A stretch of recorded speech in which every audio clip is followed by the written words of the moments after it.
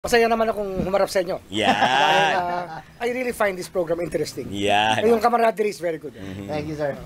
We try our best.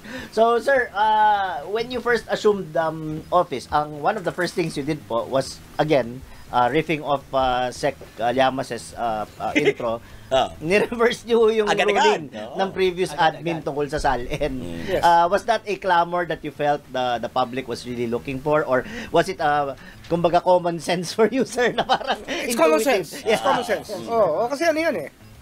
Transparency is the call of the people to public officers. Agree. So, dapat dyan, open ka dyan. Dapat open book ang buhay.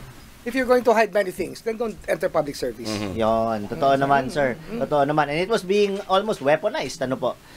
The fact that they did not have to submit their SALNs. It was almost parang they were hiding behind that No, legal we had to submit our SALNs. Yes, sir. But before you get a SALN for your research, kailangan pumayag yung tao. Which was ridiculous. Which was ridiculous, exactly, Ridiculous sir. is the Parang word, not weaponized, but it was being used as a defensive, ano, di ba? Yes, yes. Oh. They were hiding behind the ruling. Obviously, walang papaya. The essence of the At saka it cost one of the causes of the impunity of corruption. Yan. Yes. Because there was no way to check on Totoo, anybody. sir, totoo. So, before you are investigated, you need to give consent. So, parang counterintuitive, yeah, di ba, exactly, sir? oh. Very, very odd, ano. On a personal note, Ombudsman, dahil matagal ka na sa politika, no? Marami ka ng political battles na hinarap, ay naisip mo ba na pupunta ka sa ganitong klaseng role sa iyong mahabang political career? Na-envision mo ba? Ano ito eh, naisip ko to, alam mo kung one of the first crisis, one of the first big crisis na national in scope na nakaharap ko when I was with President Erap. Yes. And in the end, ang sabi ko, probably we really need a good ombudsman to keep people on their toes. Kasi ang tao may impunity nga, nung araw pa ganyan na eh. So, tsaka nung ano pa to eh, I was still in law school when the new constitution was passed. Talagang nakita ko na yung provision na to as one of the saving graces of the constitution. Correct. Kasi the constitution is not perfect. But this made it a better constitution, the provisions on the ombudsman. That's very true, no, sir? And, you know, parang a lot of people still kulang pa rin yung grasp or pag-unawa nila sa mismong functions of the office eh. They think that it is well, almost if you read social media, which is the Wild Wild West, parang iniisip nila immense ang powers ng ombudsman to be actually judge, jury, and executioner almost, the way some people make it appear. Lalo yung mga siguro may tinatago or takot sa ombudsman. Parang they impute so much power onto the officer. How would you like to clarify that? Ano yan eh, ang power kasi ng ombudsman is really to keep the country in check in terms of corruption. And of course, to make sure that people are doing their jobs. Correct. Kasi dalawa yan eh, yung non-feasance, misfeasance are both things that have to be avoided. And of course, malfeasance. Yung pangatlo, yung malfeasance. Ako napapansin ko rito, parang napaka-disciplined nyo lahat, no? Parang ang dahil mabigat eh. Ang babae. Pero ano, like non-feasance. Yan, sige. Example, pag hindi ginagawa yung duty, kinausap ko yung NTC commissioner nung isang araw. Sabi ko, ba't kayo ganyan? Parang lahat ng drop course, ang tao, hirap na hirap, bayad ng cellphone, bayad ng data, tapos poor service. Tapos nakita ko yung fine system nila, parang kampi pa sa sa telco. 5,000 per violation. Yan. They would rather violate than correct their system. Cheaper for them. Yan, so actually, nahirapan yung kausap ko. Pinawisan ng malamig. Regulator yun eh, di ba? Correct. So it's non-feasance. Hindi nila ginagawa yung trabaho nila. So I'm telling them, do your job. Yan. Protect the people. Correct. Diyan doon ako patungo actually para lang ma-break natin yung ice, no? Parang talagang ano tayo. Pero ito, dahil ang paliwanag nga sa'yo ni Sec Llamas kanina, talagang hasakan na sa politika. Marami kang kaibigan. You're in every circle from governor, congressman, kulang na lang pala senador, no? DOJ secretary na ombudsman, 'di ba? Kamusta ang iyong cellphone? Kamusta yung tawag sa iyo? Ikaw ba'y nabawasan o nagdagdagan ng kaibigan dito sa iyong trabaho? Dumami ang text, kumunti ang tawag. Yeah! Paliwanag mo kasi kayo. Paano? Kasi yung text, siyempre, nakikiramdam kung pwede kong kausapin. Yan. Pero yung dating tumatawag, hindi masyadong tumatawag. Hindi na masyado. Pero ang maraming tumatawag talaga, media. Media talaga. Transparency. Very basic. Basta ako, I try to give media a chance every time I can. Correct. Pero hindi pwedeng lahat papatulan kasi maubos sa oras. Maubos talaga. In relation sa tanong ni Michael, Ombudsman, matagal ka sa Kongreso eh. Marami kang kaibigan. 12 years. Yan. Marami kang kaibigan ng mga kongresista. Yan, oh. A few days back, sabi mo, ay baka mahigit 10% ng mga 10% congressman ay makasuhan. Dami na. No? Anong kamo dyan? Anong pakiramdam mo Yan. ngayon na itong mga kakilala mo, yung iba dyan, no? At yung institusyon na matagal ka naglingkod ay ganyan ka vulnerable, no? Hindi, ano yan. Matagal ako dyan. 12 years and 1 day. Yan, one day talaga. Yung 1 Bilang. day, parang sentensya.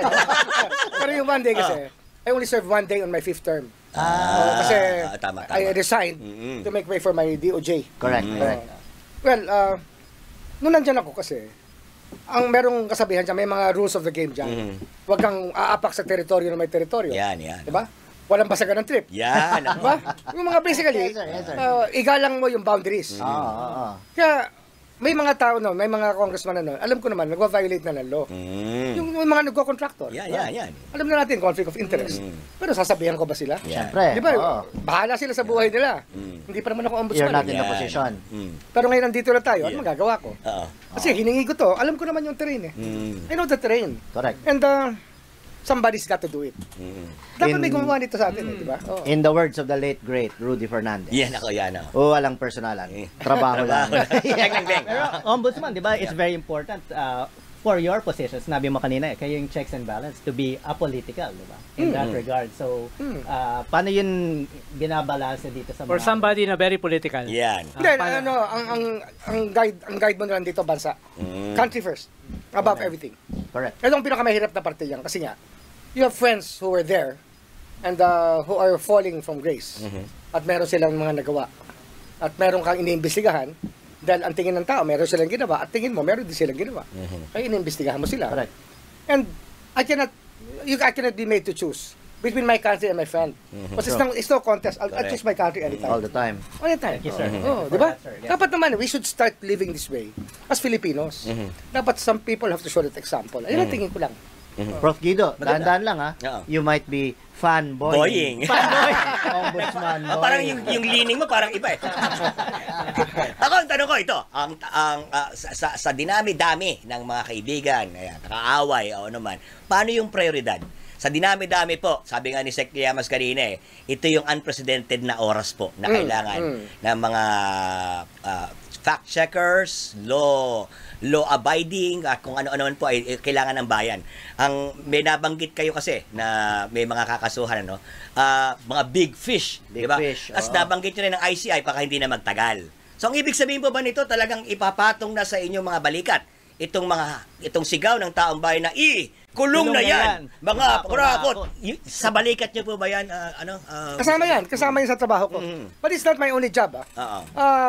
Yung mag-prosecute ka ng tao at ipakulong mo yan, talagang that's part of the powers given to the Office of the Ombudsman. Pero sinasabi ko nga, maraming advocacies ang bansa na walang pumapansin at walang tumutulak. And it's the office that can probably do it. Example, basura. Alam mo naman natin, sa isang city dyan, kung sino naghahakot ng basura, kung saan dinadala. Kung ano ginagawa ng barangay. Meron pa bang garbage separation hanggang ngayon? Wala na, di ba? Correct. So ano nangyayari? Puro wala naman landfill eh. Dump site lahat. Correct. So we have to start acting on this matter. And all the LGUs will be put to the test. Ito, we will ask people to really give us the tips on what's happening sa basura nila sa bawat community. Kasi nga, it has to start from all of us. Lahat tayo may basura. All of us, we create our own garbage. But we have to be able to treat our country properly. Correct. Nakakaawa tayo pag nasa ibang bansa tayo, sunod sa batas. Kanina may Dito, binigay ayaw. ganyan. Mahalaga yung sinabi ni Ombudsman, ha? Oh. Waste management. grabe. Kasama yan Ang sa pera, trabaho sa ng basura. ombudsman. Yung mga waste ng ating sistema, ng ating politika. Kung hindi natin tatanggalin yan, ay mabubulok yan. Correct. Pag nabulok yan, dama yung buong bansa. At yung karamihan dyan, hindi na pwedeng i-recycle. Linakaw. Para may pinatatawa Oo, kasi. sa Muntinlupa na lang. So, ibig sabihin, hindi lang po personalities based, structural din pang gusto Structural nyo. issue based yan. No. You look at the country. Kasi nga, binigay sa iyo yung trabaho to eh. Para kang oversight ng legal Apo, system eh. apo. Oversight ka Actually, this ng is an government system. eye-opener. Ako rin, sa akin. For many of our viewers, because it's not just you're not just looking after the commission of violations, also the omission of doing their job. Exactly. Wow. Tsaka Galing, oversight ka ng legal Eye-opening. system. Kaya lagi ko sinasabi, kami, isang part kami. We will prosecute. We will gather the evidence. We will present it in court. But the other side is the court. They have to do their job. So if you're not doing your job, maaari kang kasuhan ng ombudsman na hindi mo ginagampanan. Pwede, ang dapat, iyong trabaho mo. Dapat. What an Kaya nga eye-opener. yung definition ng crime, lagi act or omission eh. When you omit something, Ang gandang perspective. crime din yun eh. Correct. Para kunyari ngayon, ang pinaka-controversial pa, kunyari, hindi ko pa alam kung pasok ito pero yung kinuwang pondo sa PhilHealth, nag-decide ang Supreme Court ngayon na 15-0, di ba, na ito ay Solid. illegal at unconstitutional. At sabi nga nila, hindi daw sila yung dapat sa mga personalidad na maaaring nasa likod dito. So, yung pasok mo ba yon sa tingin niyo sa inyo? Pag-aaralan natin, Yeah. kasi yung damage, meron ba talagang damage? Kasi ang mangyari dyan, pag nilagay mo sa National Treasury yan, magko-commingle yan. Opo, So, hindi mo correct. na masaspecify Actually, kung saan siya. ginamit, di ba? Pero, nung National Treasury is supposed to return Yes. that same money. Correct. So, para sabihin mo may nangyaring masama, kailangan ma-prove mo yung damage. Ganda. I mean, just listening to this, sir, your plate seems to, I thought your plate was a mountain. It turns out now it's a table. It's the Grand Canyon pala. Hindi, okay lang. Prioritize, sir. One at a time lang yan. It's doing one thing at a time on a daily basis para matapos mo lahat ng trabaho. Kasi overwhelming yan kung titignan mo yung universe medyo, niya. oo. Overwhelming yan. Pero if you go on a day-to-day and check it, have a checklist that what you're gonna finish, magagawa naman eh. Everything can be done. It can be done. And we were chatting, sir, before the program started, and medyo it was very heartening for all of us to hear that apparently you're getting a lot of young, dynamic volunteers. to help you. Yes. A lot of people are Ngayon, signing up. 500 lawyer applicants. Wow! Ano pa kayo There. mag-apply? Kukuha kami na 100 muna. Isandaan mo na. 100 muna. And probably we will get the next 100 in the second half of the year. Kasi kaya na plantilla namin eh. Our plantilla was created for 2,000 people. Wow. I only have 1,300. Whoa. So hindi the office has not been used to its maximum. Yes. Oh, actually, it was not even used for a while. Di ba? Yun. So wala kayong problema katulad ng ICI. Wala. Wala naman. May budget. May budget. May budget dito. Sa 7 government offices ko, dito lang ako nakakita na walang problema sa pera. Yun, ang So, ganda. yung mga 500, Fiscal autonomy 1,000 kasi. applicants or 500? 500 So, applicants. sa mga 500 applicants, huwag kayong mag-alala. May budget po ito. Very good, well-paying jobs. Very well-paying jobs. Ang hirap kasi ng trabaho ng ombudsman eh. Lalo na kung walang budget. Yeah, Hirap na nga ng trabaho. Wala ka pang, anong sabi ni Baby Singson? Wala ka pang bala tsaka armas. Pero, Overworked, punta ka ng gera. underpaid, underappreciated. Pero very inspiring kasi nga, may mga bar top notchers tayo, honor Wow, graduates, wow. mga editor ng mga law journal, yung mga nag-a-apply sa atin, mga moot court specialists. These are not just ordinary lawyers who are applying. These are very good lawyers. Cream of the cream. Oh, cream of the cream. Oh, marami And talaga. this says something also about the confidence they have in joining government institutions. Yes, At a time when, gaya nga ng nasabi ni Sec, there's a crisis of confidence. This is unprecedented. I don't want to call it chaos, but di ba, we're hitting a very, very tumultuous time in our socio-political... Ano naman to Alan you have to be able to move from here to a better spot for the country. Of course, sir. Diba? Siguro naman after 7 years, things would have changed if we're able to keep this culture going. Exactly. Na merong deterrent sa commission ng corruption. Yes. Kasi kailangan may deterrence eh. Dito sa mga huling survey sa ombudsman, ay ang tinatamaan pa rin ng presidente. Kahit siya yung naglunsad ng mahiyakan naman campaign, siya yung nag-expose ng 15 huge contractors at tinayo niya yung isumbong mo sa Pangulo, yung mga lumalabas ngayon dito sa mga latest survey ay siya pa rin yung sinisisi dito sa corruption. Kaya in a way, yung office nyo ay mahalaga yung role para ipakita na ito ay suportado ng presidente o suportado ng gobyerno. Itong anti-corruption. Just follow na through. ginagawa. Itong trabahong to kasi para kang bibingka eh. May init sa ilalim, init sa ibabaw, Yan, diba? yan, oo. Pero, ano yan maganda naman maluto ng pantay. Yan. At least pantay ang luto. Sige, Una na. magtanong nga tayo, audience. From Mr. Joel Sarmenta, at isa sa ating mga faithful viewers. Good afternoon to the Ombudsman. Can you kindly ask, his predecessor dismissed 2 cases of EJ case in very suspicious circumstances and on grounds that the newly graduated lawyers you discussed will not even accept. Can they please be revisited? So, Pwede naman. Pwede naman, sir. Ano yan experience namin sa DOJ. Nung tinatanong kami ng United Nations, High Commission on Human Rights, about the EJ case, we tried investigating it.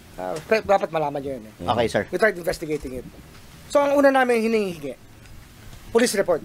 Tama. Nga tama. Siyempre, ano Record, yung matter of record. ano nangyari kung saan namatay yan, sino may kaninong jurisdiction, sino ang responsible na officer sa panahon na yon, di ba? Ang problema, wala ni police report at that time. So, you don't know where to start. Ang ano kasi, ang kaso ng criminal case, dapat talaga ma-establish mo lahat ng facts. Pero pag ang law enforcement mo, hindi cooperative, magkakaproblema ka talaga. How do you build a house on no foundation? Exactly. Tama naman, so sir. ngayon, we can recreate everything. Right. Pwede yung gawin niya, we can revisit. Pero yun nga, kaya so I really thought that Republic Act 9851 is very important na pwede natin ilagay sa International Tribunal. Oh. Kasi nga, na-investigate na ng International Tribunal yan. And they were able to find the legal basis for it. So why reinvent the wheel? Sinasabi naman sa law, we have the option not to investigate it and just let the other tribunal continue. So, dyan na uwi yan, kaya dyan nagpunta. Okay. Pero, meron pa ako isang advocacy dyan eh. We want to put up a truth commission. Yan. Oh. No, before I was, when I Llamas was still, always mentions this. when I was still in DOJ, advocacy ko na yan. And Yes, I had started discussing this with the President. But nung uminit itong lahat ng corruption issues, so, back burner muna. Correct. Pero, importante yan eh. We have to find our own peace with regards to the EJ case. At first, the truth always. Sir, may I ask yung Truth Commission? Kasi ngayon, parang dalawa na halos sa ICI ang bumitaw, no? Bibitaw. Ano yung ideal mo ng composition ng isang Truth Commission na pagtitiwalaan po ng taong bayan? Well, we can have religious people. Kasi spiritually, sila yung in charge ng spiritual fiber ng tao naman. Opo. Eh. Tama naman. So we can put the religious people there. We can put NGOs, the academe. Yan. Marami Definitely. naman dyan. Marami naman talagang Opo. pwede ilagay dyan. Retired personnel from the NBI, from the military, from the police. Correct. So we can put them together and just set the ground rules para yung investigation nila mag-yield ng maganda. Kasi yung mahalaga na sa Truth Commission, mapatahimik natin yung issue sa ating bansa. Yan, oo. Kasi ang daming Makalma. taong nawala, maraming taong namatay, Correct. maraming taong hindi nakakamit ng hustisya. So we might as well find out the truth behind it and tell the story so that it will not be repeated in our history. Correct. Para hindi na maulit. Tama naman, sir. Ombudsman, a month ago, nilunsad ng simbahan, Catholic Church, tsaka civil society, itong kanilang Truth Commission movement. At alam ko, nagkaroon na sila ng dialogue with Malacanang tungkol dito. Yes. No? Pero nung panahon ni Pinoy, isa yan sa mga unang moves ng ang Aquino government. Yung Truth Commission Yes. ni former Chief Justice Dabide. Na shut down yan Yes. ng Supreme Court dahil nga sa usapin ng equal protection. Exactly. Anong magiging kaibahan ngayon itong pinag-uusapan Ang natin? naging problema kasi ron, it was only aimed, it seemed as if it was aimed at only one person. Yan ang gist ng Birauga versus the Truth Commission na dinesisyon ng Korte Suprema. Kasi nga, it was only going against GMA and GMA alone. Parang yun ang pinalabas nila. Tama. When they sought relief from the Supreme Court. It was so Pero dito, pointed. we're talking about a drug war. You're talking about a long period of time. Actually, ang pinag-uusapan dito from 2001 to 2025, the last 25 years. Kung paano Ganun nangyari sa kalawak, drug sir. war natin. Oo. Kailangan ganun eh. Tsaka dapat siya makita natin talaga kung ano yung mga weak points ng ating system. Kung bakit dumami ang drugs. Kung bakit na-involve ang mga tao sa patayan. Ano yan eh. It's something that has to happen so that we will be able to move forward. We have to know what happened. Yung tansya niyo po natin. sa pulso ng mamamayan, syempre marami talagang gusto ngayon na may mangyari. Yung gaano apektado yung inyong damdamin, ang inyong passion, ang inyong focus dito sa damdamin ng mamamayan? Meron ba kayong mga uunahin muna at ito ilalagay sa isang kompartamento? Pero yung uunahin, sir, ano ang ine-expect po ng taong bayan? Basta ito. Basta ang latag ng ebidensya kompleto. Yan. Diretso na yan. Diretso na natin. Kaya nga, nung nagkaroon ako ng dialogue kay Chief Justice tsaka kay Senior Associate Justice Marvic Leonen, was my classmate in the UP College of Law. Nung dialogue ko sa kanila, sinasabi ko nga sa kanila, gusto ko continuous trial. Opo. Para we will complete the evidence, we will do a case build-up. Pag kompleto na kami, pa-file namin ang kaso, and right there and then, we can ask for continuous trial. Para matapos kagad. Tama. Ideally, kayang-kayang gawin yan eh. Ideally, you can actually finish a case in 6 months. 6 months. Wow. But people are, Yun. Oh. but lawyers are paid Yeah. to delay the cases. I was about to say so. And sometimes, the judiciary is very lax in allowing the delays to happen. Yeah. It works against them. At dapat may Eh, budget. tsaka ano rin, pati yung prosecution dati, Ah. payag ng payag. Pag sinabing resetting, sige, reset. Yun na lang, ganun Hindi, lang. dapat dito, Tagal. Ah. we have to really Keep the pressure. keep the pressure. Mahalaga yan, ha? Yung calling a spade a spade. Yan, oo naman. Ibig nga sabihin ng spade of hearts. Yan. King of spades, no? Yun talaga yung nangyayari. Correct. Diba? Ang isang tanong, Ombudsman, ay ang haba ng karir mo as a politician. As a politician, partisan ka. Meron kang kakampi, meron kang kalaban. Eh ngayon, ibang-iba itong trabaho ng ombudsman. You have to be objective, you have to be non-partisan. Paano ka mag-shift? Kung sa isang buhay na napakahaba, na ikaw ay a partisan politician. Ito na lang, let's put it this way. Sige. Nagaling na ako sa provincial board. Naging governor ako. Naging congressman. Nagtrabaho ako sa Malacanang. Nagtrabaho ako sa Senate. Yan. Di ba? Nag-DOJ secretary ako, tapos ngayon dito. Ang masasabi ko rito, sa dami ng trabahong pinasukan ko sa loob ng gobyerno, maybe it's an advantage. I think I'm one of the few people who knows where the bodies are buried. Yo! Pero totoo yun eh. Figuratively yun, ha? Figuratively, di ba? Kung saan nila kinikip-kip yan, di ba? Oo. Kunti lang nakakaalam It's a yan yung- unique lens. It's a Correct, unique lens. So it's a unique way to say it. Pero syempre, figure of speech po yan, guys, ha? I-googles nyo, baka hindi nyo naintindihan ang You know sinasabi where the nila. bodies are buried. Oo. sir. Alam niya ang baho, alam niya yung pasikot-sikot. Alam mo yung original scene. Alam mo kung sino yung gumawa Yan. yung dati. Alam natin eh. Oo. Eh di, syempre, yung mga kaibigan mong alam mo, eh nangangatog na ngayon. Parang gano'n. Hindi naman, Sige. kung meron lang talaga silang pagkukulang, di matakot sila kasi Yan na yun. ang tao naman ang nagsasabi sa atin eh. Ngayon, crowdsourcing is actually helping us move forward. Yes, in fact. And yung trabaho ng investigative journalist, Yan. ang laking bagay sa akin. Naman. Yes, sir. I like their job. Oo. So itong Pasko, meron bang magpapasko sa kulungan? Kasi meron kang ang mga binanggit na Mga pasabog na ganyan na... Yeah, ganito lang yan. Yan. Ang ating basihan, Yan. kaya sinabi natin na merong makukulong by this time. Yan. Kasi nga yung mga periods, the periods that run for people to answer complaints in preliminary investigation. So, syempre, marami ng delaying tactics. Pero may isa yata kaming maikukulong ng Yan. maaga-aga. Yan. Pero Blind sunod-sunod item. na yan eh. Sunod-sunod na yan. Sunod-sunod, oh. Blind item. Tsaka ano nga eh. Sumulat na ako sa Senate. Sumulat na ako sa House. Na wag sana bigyan ng travel authority. Yan. Yung mga tao na... Oo nga. Nagliliparan eh. 77 Oh. na nakahold. 77 at marami ron nasa DPWH. Yan. Oh. Yun eh. Talagang dapat when you join government, you give up that part of you that freedom to travel is limited by Correct. government already. Actually, yes. When you join government. No, ito na Diba kaya kasi. kumukuha ka ng travel authority? Di ba? Kahit private ang trip mo, kukuha ka pa rin ng travel authority. You surrender that right. Kaya we can, ang tawag ko nga dyan, foreign travel restriction order for government officials. Agad-agad, oh. Kaya lang, because the Senate and the House and the courts are not within my sphere, Yeah. administratively, we just request the heads of offices kung merong taong wag sana paalisin para hindi na tumakas. Oo. Tama. So let's get this out of the way kasi may nangungulit sa akin sa ilalim ng table ko rito. May nagtatanong. Ang tanong ay, ano yung kontrobersiya daw na meron kang kopya sa cellphone mo nitong ICC arrest? At, di ba? Pwede kong pakita sa inyo. Yan, sige. Mamaya, tignan natin yan. Pero siyempre, may nag-file na sa korte. At ang sabi ng korte, nag-ano na, di ba? May... Sa Don't make the sinasagutan same mistake I made, brother. Correct. Pero yun, sige, pag-usapan nga natin, Ombudsman, ano ba ito?